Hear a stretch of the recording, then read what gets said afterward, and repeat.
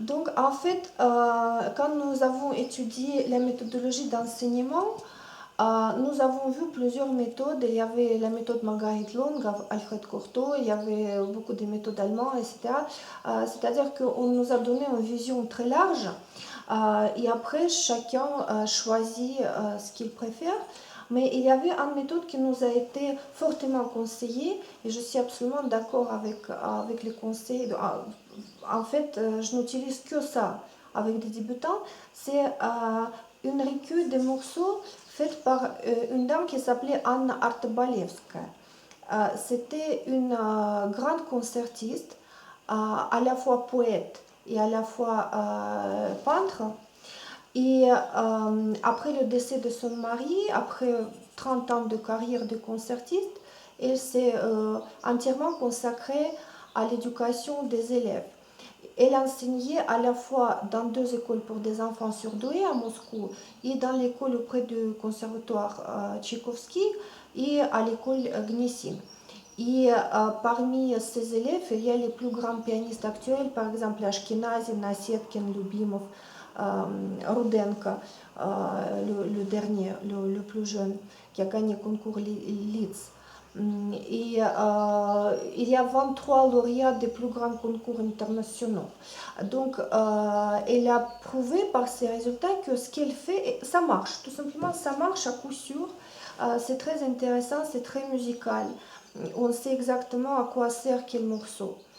Et cette méthode, elle a fait à la fin de sa vie, elle a vécu 83 ans, et juste avant son décès, avec ses disciples et ses assistants, elle a réuni 2 recueils. Premier, c'est pour la première année, c'est vraiment à partir du premier pas. Et deuxième, c'est pour deuxième, troisième et quatrième année.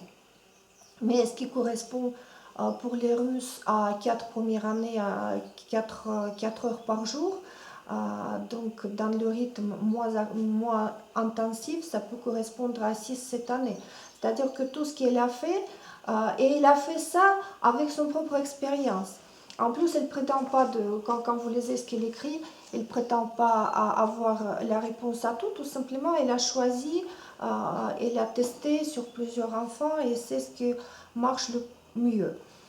Deuxième chose qui est très intéressante dans cette méthode, c'est que la première chose qui compte, c'est la musique. À partir du premier morceau, vous avez le caractère différent, les sonorités différentes.